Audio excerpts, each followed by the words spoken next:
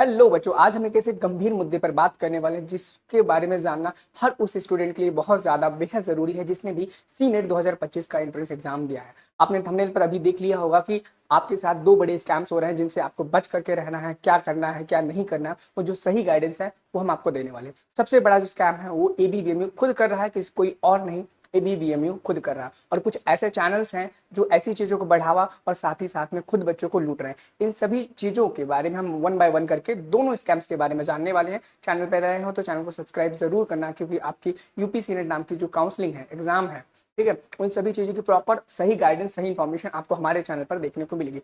सबसे बड़ा स्कैम जो एबीएबीएमयू बच्चों के साथ कर रहा है। कभी आपने सोचा है जब आप एग्जाम देकर के आते हो तो आपको एग्जाम का क्वेश्चन पेपर क्यों नहीं दिया जाता?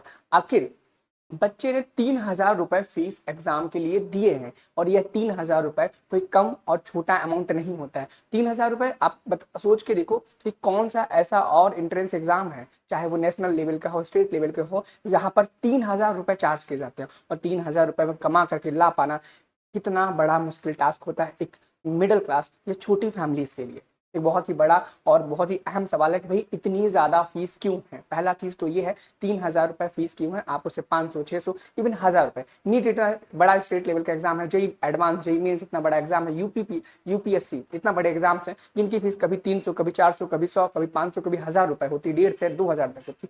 लेकिन फिर सी नेट नाम का एंट्रेंस एग्जाम जो है, मात्र स्टेट लेवल का बीएससी नर्सिंग का छोटा सा एग्जाम कराने वाला, इसकी फीस 3,000 रुपए क्यों? साथ ही साथ में जीएनएम 3 करेक्टर्स का शब्द है जिसकी फीस भी 3,000 रुपए है। पैरामेडिकल का कोर्स जिसकी भी फीस 3,000 रुपए एंट्रेंस एग्जाम की फीस है। बच्चे क्वालिफाई करेगा तो भाई अच्छी बात है, जो नहीं कर पाता उसका 3,000 रुपए तो वेस्ट हो जाता है। इवन अगर कोई वो सर्टिफिकेट बनवाता है, और हर बार यह आदेश दिया जाता है कि आप अपने जितने भी सर्टिफिकेट है, चाहे आपके वो कास्ट सर्टिफिकेट है, चाहे वो आपके ईडब्ल्यूएस का सर्टिफिकेट है, वो हमेशा 1 अप्रैल के बाद का होना चाहिए। आपको पता होगा कि एक बार सर्टिफिकेट बनवाने का लगभग 1,000 रुपए चार्ज लग जाता है। तो मान के चलो कि एक बच्चा जिसने एंट्रेंस एग्जाम का फॉर्म भरा, उसे 4,000 रुपए लग जाते हैं इसमें अपने फॉर्म को बनने। उसके बाद भी कोई गारंटी नहीं है कि उसको एडमिशन मिलेगा कि नहीं मिलेगा। अब सोचने वाली बात यह है कि आपका जो एग्जाम का पेपर है वो आपको घर पर क्यों नहीं दिया जाता।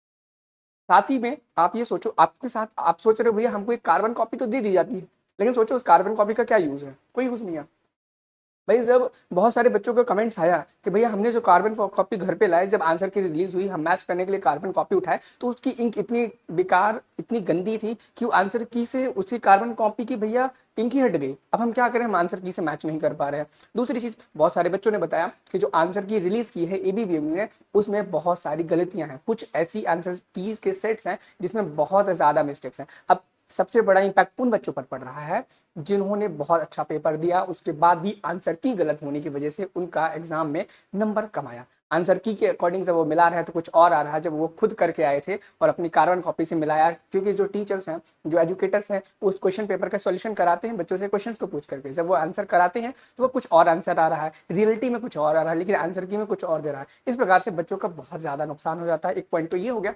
दूसरी चीज, अगर बच्चा खुद से प्रिपरेशन करना चाहे नेक्स्ट ईयर कि भाई किस एग्जाम तरह के, किस लेवल के एग्जाम में क्वेश्चन आते हैं, उनको देखना चाहे तो बच्चा नहीं देख सकता। इवन एग्जाम से बाहर आने के बाद अगर टीचर उस पेपर को सॉल्व कराना चाहे, जानना चाहे कि किस तरीके के क्वेश्चन आए कि बच्चों को हम सॉल्व करा पाए, तो वह नहीं जान सकता। क्यों? क्योंकि पेपर ही नहीं दिया जाता है इस तरह से। बच्चा आखिर करे तो करेगा।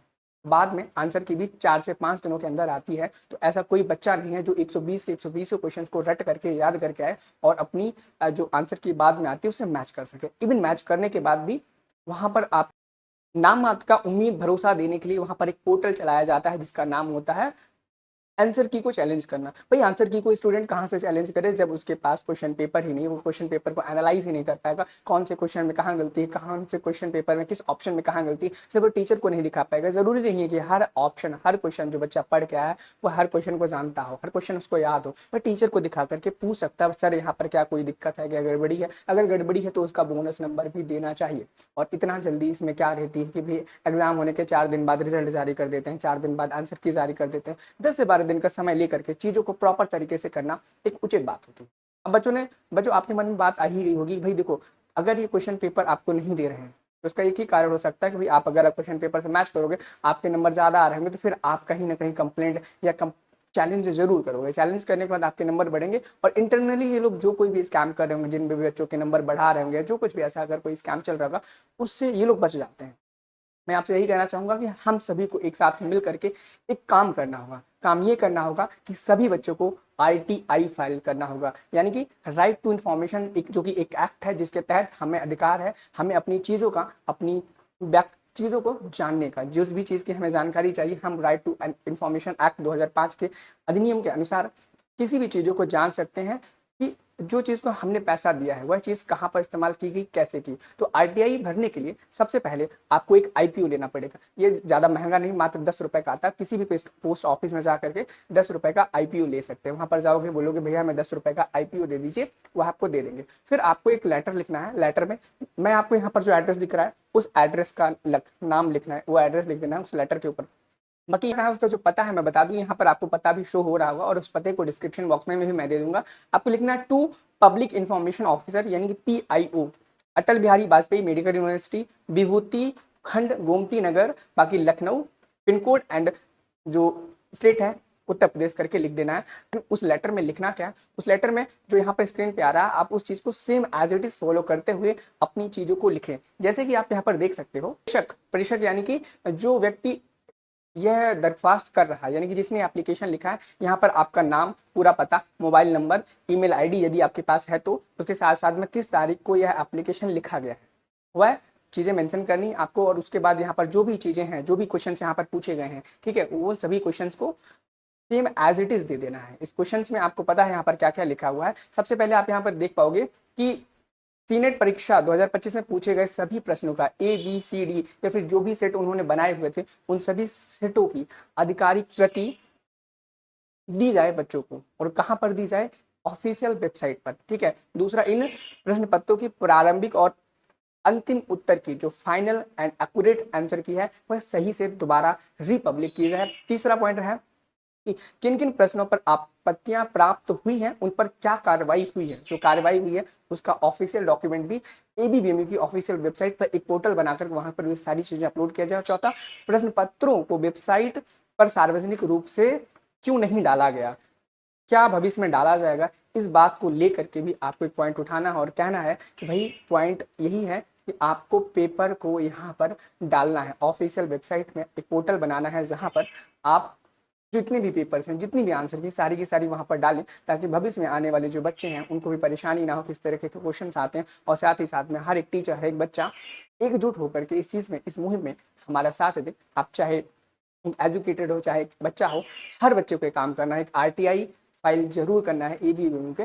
खिलाफ। साथ में अगला जो हमारा कदम रहेगा वो रहेगा ABBMU द्वारा उत्तर की द्वारा शुद्धता की सुनिश्चित करने हेतु अपनाई गई प्रक्रिया क्या है, यानी कि अगर उन्होंने जो आंसर की बनाई है वो किस बेसिस पर बनाई थी, जो इतनी गड़बड़ थी, और उसके बाद जिन बच्चों ने उस पर आपत्ति जताई, उस आपत्ति का क्या किया गया, क्या उसका ऑफिशियल प्रूफ, क्या डॉक्यूमेंट है जिस पे उन्होंने वर्क किया, उसके बाद रिजल्ट उन्होंने अगले दिन जारी किया, उसका जो पूरा फाइनल डॉक्यूमेंटेशन है उसको वेबसाइट पर पब्लिक किया जाए।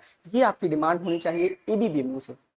यह लिखने के बाद आपको पोस्ट ऑफिस में जाना है। जाने के बाद वहां पर जाकर के आईपीओ 10 रुपए का लेना है। आईपीओ का मतलब होता है इंडियन पोस्टल ऑर्डर, ठीक है। इसके बाद आप उसके अंदर उसको डाल करके, यह एक तरीके से पैसा होता है, यानी कि अगर आप 10 रुपए का आईपीओ लेते हो तो उसका मतलब होता है कि आप भारत सरकार को 10 रुपए डोनेट दे रहे हो इस काम के लिए। लाइक डोनेशन तो नहीं बोल सकते, उसका चार्ज है 10 रुपए मिनिमम चार्ज, ठीक है। उसके अंदर डाल करके लिफाफे में पैक करके आपको स्पीड पोस्ट जल्दी से जल्दी करना है। और वहाँ पे जितने भी सारे सवाल पूछे गए हैं, दिए गए हैं, सारी चीज़ों को मैं डिस्क्रिप्शन बॉक्स में दे दूंगा। एंड दूसरा स्कैम की हम बात करें, दूसरा स्कैम हो रहा है काउंसलिंग को लेकर के।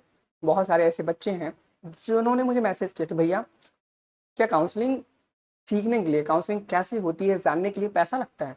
मैंने कहा नहीं बच्चे, ऐसा तो कुछ नहीं है। मुझे इंस्टाग्राम पे, व्हाट्सएप पे बहुत सारे बच्चों ने मैसेज किया, तो उन्होंने बताया कि भाई कुछ यूट्यूबर्स हैं जो हमें इस बात से पैसा ले रहे हैं कि हम आपको बताएंगे कौन से अच्छे कॉलेज हैं, कैसे कैसे आप फीलिंग करो।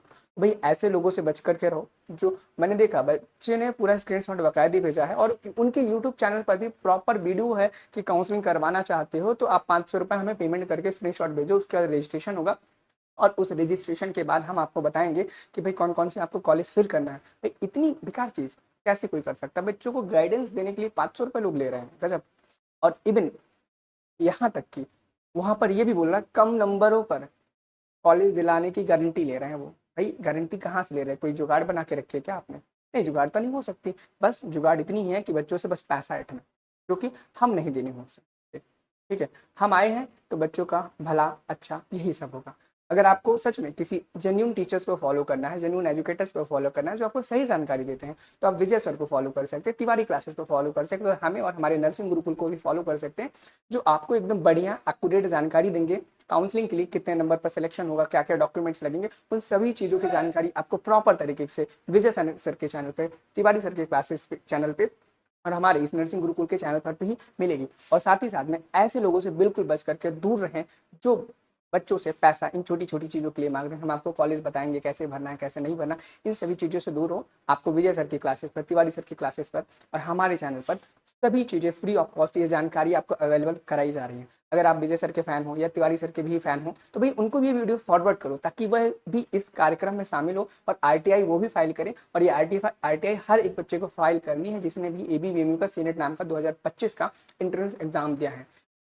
हमने जो आरटीआई के थ्रू एबीवीएमयू से बच्चों के लिए डिमांड की है वो कुछ इस प्रकार से, सभी क्वेश्चन पेपर्स के सभी सेट्स को वेबसाइट पर अपलोड किया जाए, आंसर की ट्रांसपेरेंसी को बढ़ाया जाए, तीसरा ओएमआर की क्लैरिटी और वैलिडिटी को बनाए रखे। ठीक है? हर स्टूडेंट को सही जवाब चैलेंज करने का पूरा अधिकार मिले, क्योंकि वैसे परीक्षा ही नहीं, हजारों छात्रों का भविष्य है। इन्हीं सभी चीज़ों को देखते हुए आपको आईटीआई फाइल करना है। फाइल करने के बाद कहाँ पर भेजना है, कैसे भेजना है, इन सभी चीज़ों की जानकारी मैंने आपको डिस्क्रिप्शन बॉक्स में भी दे रखी।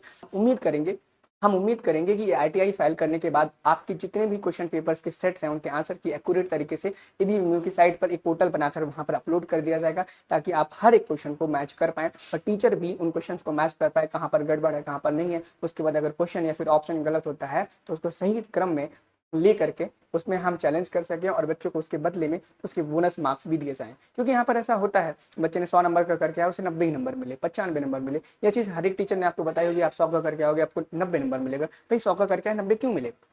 10 नंबर कहाँ गए हमारे? उसको जानने का हमारा पूरा हक है। इसलिए आपको आरटीआई फाइल करना है। इवन अगर आपको लगता है जो मैंने पॉइंट्स बताए उनमें आपको कुछ नया ऐड करना है, तो भाई आप उसमें भी ऐड कर सकते हो, कोई दिक्कत परेशानी वाली बात नहीं।